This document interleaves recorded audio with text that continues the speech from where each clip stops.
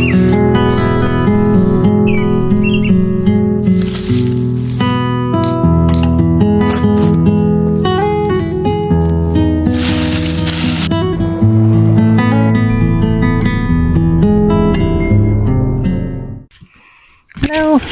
welcome back. It's Petals and Perils here.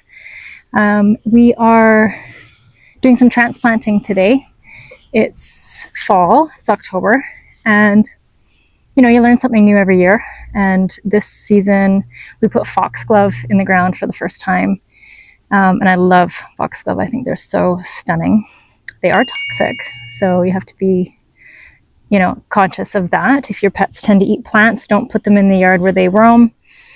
Ours are in the front yard, so our pets don't get to them, and our pets don't really eat plants anyways. The deer do eat all of our plants, but they are smart enough not to eat Foxglove. They know they're toxic. As usual, nature's pretty clever. So anyways, I put them in an area, but it's really direct sun, and they have not done so well. They look terrible. I mean, some of them are still flowering, which is incredible, which I'll show you in a minute, but they're just sort of spindly and strange. They've been a bit stressed out in that spot this season, so I waited until the fall because I didn't want to stress them out more, and we are going to now move them. There's 3 plants. Fun little sort of folk magic story for you, some lore with Foxglove. Foxglove is not necessarily always about foxes. A lot of it, you can think of fox almost like folks, and there's some historical lore that suggests that they would call them Foxglove, like fairy folks. And the story said that the moon would, you know, weave these little white petals that are shaped like a bell, and the fairy folk would wear them as slippers on their feet as they took care of your garden at night, or as caps on their head, protect them from the sun and rain. So kind of a cool little image to think about, you know, you inviting these little fairies to help take care of your garden, which I sort of loved. So that's quite a beautiful little story. Yeah, so something to think about. Foxglove are stunning. I have Dalmatian. It's like a blush pink and a white. So I'll flip the camera around and you can see that.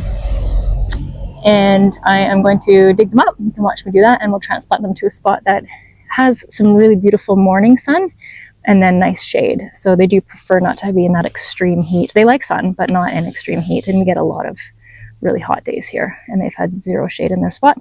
They also do not like wet feet, and I think I overwatered them when I first put them in, because I do worry so much about water in this climate, things not getting enough, especially when you first plant something.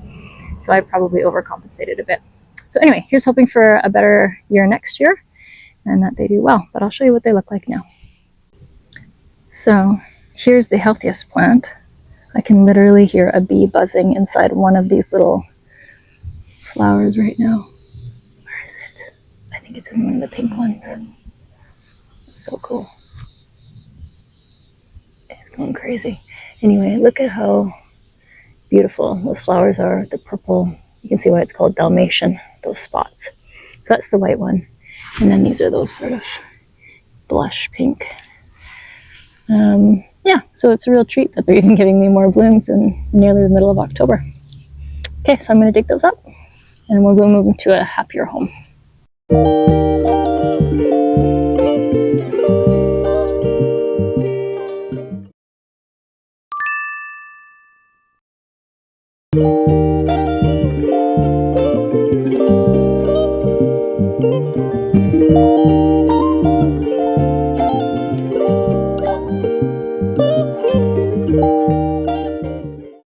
All right, the 3 Foxgloves have been relocated to their new homes.